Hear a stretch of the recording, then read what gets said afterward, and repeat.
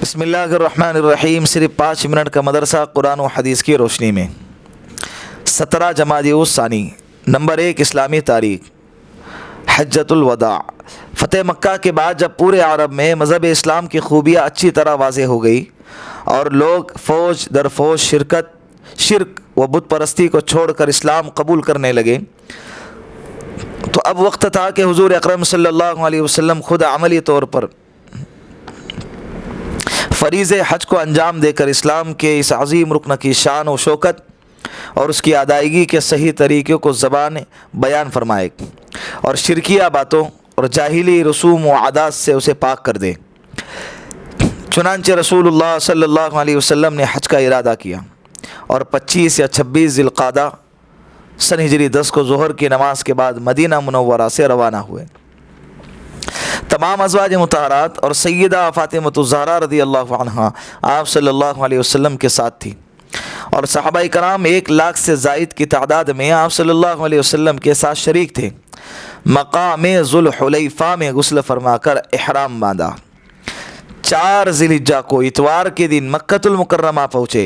सबसे पहले खाने काबा का तवाफ़ किया और सफ़ा मरवा की सई फरमाई और 8 ज़िलहिज्जा से हज के अरकान को अदा करना शुरू फरमाया।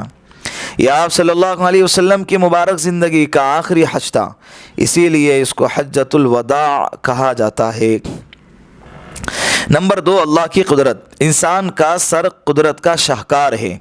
इंसान के सर को देखिए कि अल्लाह ने कैसा मुदव्वर, गोल और ख़ूबसूरत बनाया है और उसमें पूरे जिस्म के कीमती ख़जाने छुपा रखे हैं।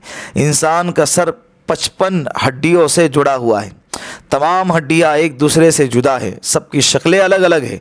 6 हड्डियाँ खोपड़ी के हिस्से में हैं, 24 ऊपर के जबड़े में और 2 नीचे के जबड़े में और बाकी दांत में हैं। इन तमाम को हुस्न तरतीब के साथ जोड़कर एक खूबसूरत शक्ल बनाई। गौर करो इसकी कारीगरी कितनी ज़बरदस्त है। ये मेरे अल्लाह की कुदरत है। नंबर 3 एक फ़र्द के बारे में बीवी की विरासत में शोहर का हिस्सा। कुरान करीम में अल्लाह रब्बुल इज़्ज़त फरमाता है, तुम्हारे लिए तुम्हारी बीवियों के छोड़े हुए माल में से आधा हिस्सा है जबकि उनकी कोई औलाद ना हो, और अगर उनकी औलाद हो तो तुम्हारी बीवियों के छोड़े हुए माल में 1/4 हिस्सा है। तुम्हें यह हिस्सा उनकी वसीयत और कर्ज अदा करने के बाद मिलेगा। सूरह निसा। सिर्फ शोहर के माल में बीवी का हिस्सा है ऐसा नहीं है, बीवी के माल में भी शोहर का भी विरासत में हिस्सा है, दोनों तरफ से। नंबर 4 एक सुन्नत के बारे में सोने से पहले बिस्तर झाड़ लेना। हज़रत अबू हुरैरा रज़ियल्लाहु अन्हु फरमाते हैं कि रसूलुल्लाह सल्लल्लाहु अलैहि वसल्लम ने इरशाद फरमाया, जब तुम में से कोई बिस्तर पर आए तो उसे किसी कपड़े से झाड़ ले, उसे मालूम नहीं कि बिस्तर में क्या है। नंबर 5 एक अहम अमल की फजीलत। जन्नत में दाखिल करने वाली चीज़। रसूलुल्लाह सल्लल्लाहु अलैहि वसल्लम से पूछा गया कि लोगों को सबसे ज़्यादा जन्नत में दाखिल करने वाली क्या चीज़ है। आप सल्लल्लाहु अलैहि वसल्लम ने इरशाद फरमाया, अल्लाह से डरना और अच्छे अखलाक। और सबसे ज़्यादा आग में दाखिल करने वाली चीज़ के बारे में सवाल किया गया। तिरमिज़ी शरीफ की रिवायत। यहाँ पर जन्नत में दाखिल होने का तज़किरा है, इसलिए हदीस के इसी टुकड़े पर इक्तिफ़ा किया गया। नंबर 6 एक गुनाह के बारे में इज़ार या पैंट को टखने से नीचे पहनना। रसूलुल्लाह सल्लल्लाहु अलैहि वसल्लम ने इरशाद फरमाया, जो शख्स गुरूर व तकब्बुर में अपने इज़ार को टखने से नीचे लटकाएगा, अल्लाह क़यामत के दिन उसकी तरफ रहमत की नज़र से नहीं देखेगा। बुखारी शरीफ की रिवायत। नंबर 7 दुनिया के बारे में कामयाब कौन है।